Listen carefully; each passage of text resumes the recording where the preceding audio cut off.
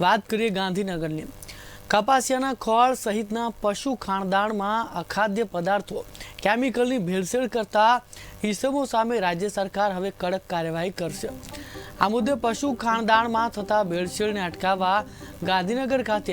પશુપાલન મંત્રી રાઘવજી પટેલ અને પુરવઠા મંત્રી કુંવરજી બાવળિયાની ઉપસ્થિતિમાં બેઠક યોજાઈ હતી। રાજ્યમાં પશુઓના ખાણદાણ ખાસ કરીને કપાસિયાના ખોળમાં વેપારીઓ ઓઇલ મિલો તેમજ ઉત્પાદકો દ્વારા જુદા જુદા કેમિકલો, બેન્ટોનાઇટ, માટી, લાકડાનો વેર, અખાદ્ય અનાજ જેવા પદાર્થોની ભેળસેળ કરતા હોવાની ઘટનાઓ સામે આવી છે। પશુઓ અને માનવના હિતમાં આવી ઓઇલ મિલો અને વેપારીઓ સામે પગલાં કાર્યવાહી સુધીના કડકમાં કડક પગલાં લેવાનો રાજ્ય સરકાર દ્વારા નિર્ણય કરવામાં આવ્યો છે।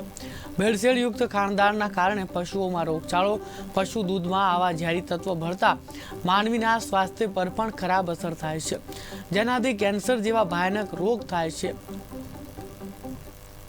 કપાસિયાના ખોળમાં મોટા પ્રમાણમાં ભેળસેળ કરવામાં આવે છે। આ ભેળસેળને રોકવા માટે સરકારે તાત્કાલિક પગલાં લેવા જોઈએ, જેથી કરીને પશુઓના આરોગ્યને હાનિ થતી અટકે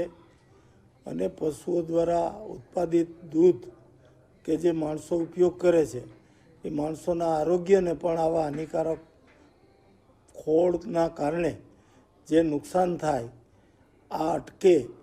તેમજ સાચી રીતે જે લોકો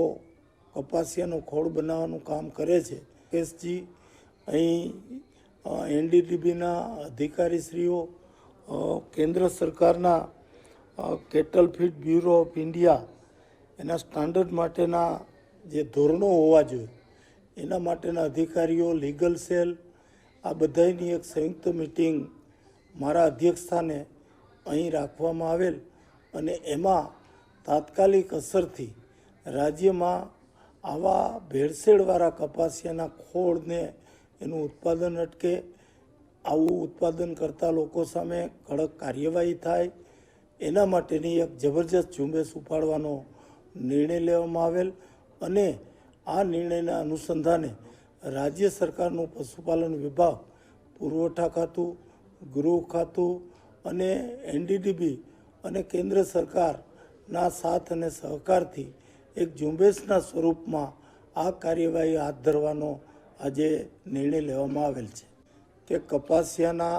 ખોળમાં મોટા પ્રમાણમાં ભેળસેળ કરવામાં આવે છે। આ ભેળસેળને રોક